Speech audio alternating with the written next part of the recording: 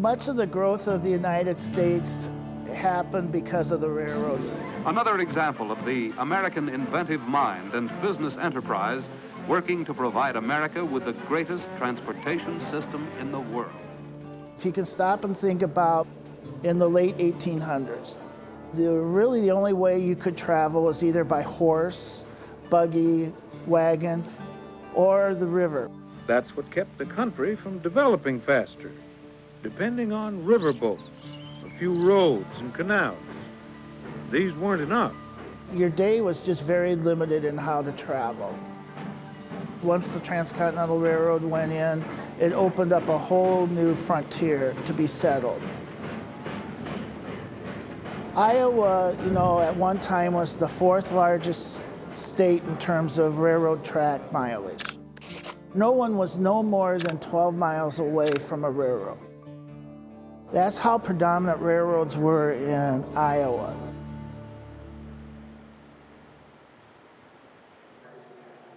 I use it for different purposes. Like your smaller locomotives would typically be used in a rail yard somewhere.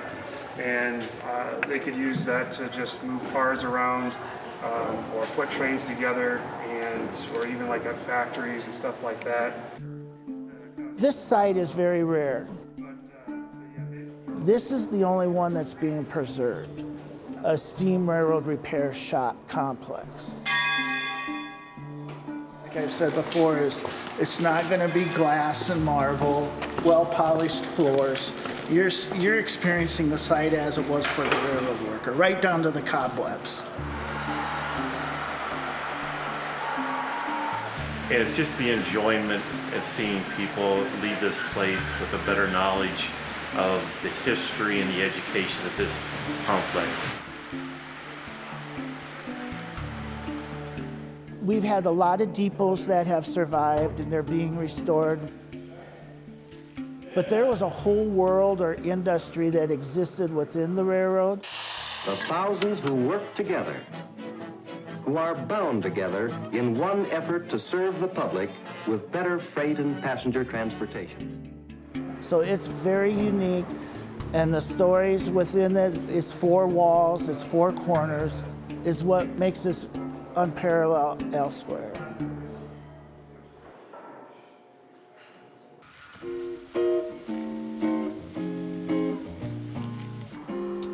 Sometimes I would just gaze around the station and wonder about the other stories.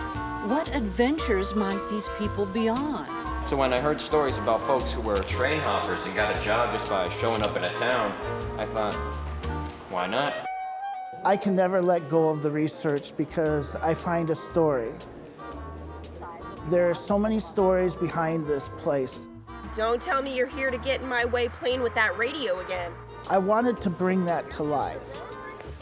The best part of the job was the people. I loved it. And we came up with the idea, let's do a living history and create characters that take those elements that we were uncovering in the stories and tales and put them into a character. Speak with you, so you let them know that PB sent you. Well, the storytellers are a unique and unusual way to communicate the story of the Milwaukee Railroad in Siouxland and its impact on this community. I tell people I am the eyes and ears of the train dispatcher. So there are many jobs that are associated with the railroad. And when I was approached to write the stories, I got to thinking about, well, what jobs would I want to illustrate so that individuals who came out here would then better understand the railroad itself. And then my challenge was to take what she had written and find props that would support those ideas in those different time periods. And of course, that was a lot of fun. I don't have time to constantly be going back and forth between that and the Federal Radio. My character's name is Alice Brown, and she is a radio operator. I am Lewis Timmons, the telegraph operator from the 1940s. So if you know anything about the railroad, you know that things must operate efficiently, yet have a great deal of flexibility. I'm sure as the history books record this, it will be in the millions. My character is actually a real person. It's P.B. Miller, who was the accountant at the railroad, and we're actually talking about an occurrence that really happened with a fire. You can go around a museum and you can see the pictures and you can read all the little bios. We clicked, and the rest is history. But by being an actual character, the people can engage with them, and it's a little easier, especially for children, to relate to a museum, as it were, with live characters. And please enjoy the rest of your visit.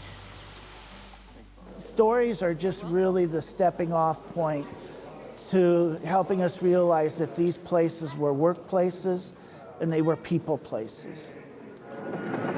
It is a railroad built by people and operated by people for the service of people.